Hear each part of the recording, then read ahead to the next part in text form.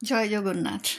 দীঘার জগন্নাথ ধাম দর্শন করতে আমরা বেরিয়ে পড়েছি সকাল সকাল। আগের দিন সন্ধেবেলায় এসেছিলাম জগন্নাথ ধাম দর্শন করার জন্য, কিন্তু এত ভিড় আমরা বাইরের থেকে বেরিয়ে যাই হোটেলে যাওয়ার জন্য। আজ সকাল সকাল তাই চলে এসেছি। এই দেখুন চারিদিকটা কি সুন্দর। এই দেখুন আমার ছেলে, দেখুন আমার শাশুমাকে বর নিয়ে যাচ্ছে হুইল চেয়ারে। এই দেখুন এখানে যজ্ঞ হয় আর নাম সংকীর্তনও হয়। এখানে কি সুন্দর জায়গাটা করেছে দেখুন।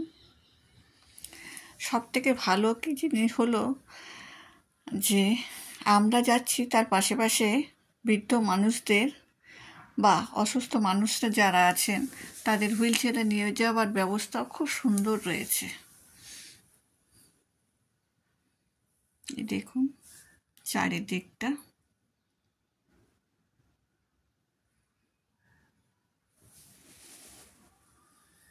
এই দেখুন খুব সুন্দর। আর সকাল দিকটা তো এত ভালো লাগছিল। এই দেখুন জগন্নাথ, বলরাম আর সুভদ্রার রথটা দাঁড়ানো আছে। এবছর প্রথম হয়েছিল শুনেছি রথযাত্রায়। খুব সুন্দর, যতই বলবো ততই কম। অপূর্ব, এক কথায় অসাধারণ। যত দিন যাবে এই মন্দিরে আরও সুন্দর হয়ে উঠবে, এটা তো জানা কথা। তবে নতুন নতুনই এত সুন্দর যে ভাষায় প্রকাশ করতে পারবো না।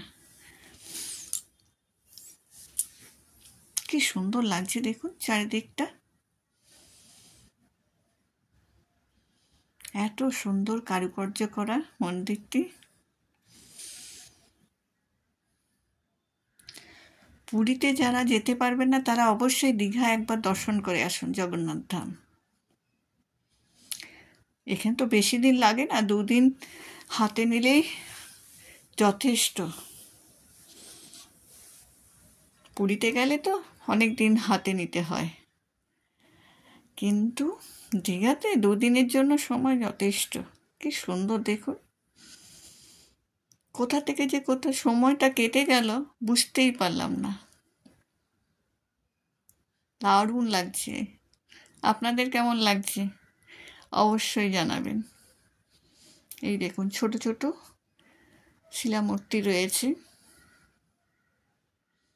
তবে আশ্চর্য একটা জিনিস দেখলাম, একাদশী মাতার মন্দির, যেটা আগে কোনোদিন দেখিনি।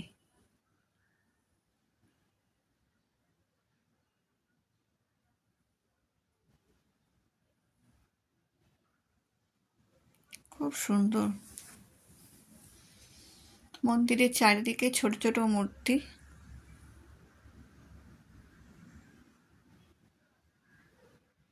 এক কথায় অপূর্ব। কি সুন্দর। এই যে আমার ভিডিওটি ভালো লাগলে অবশ্যই লাইক কমেন্ট করবেন।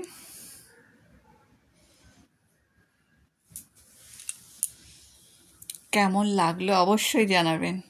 এই জগন্নাথ ধাম মন্দিরটি, মন্দিরের ভেতরে মোবাইল প্রবেশ নেই, তাই দেখাতে পারলাম না, ক্ষমা করবেন।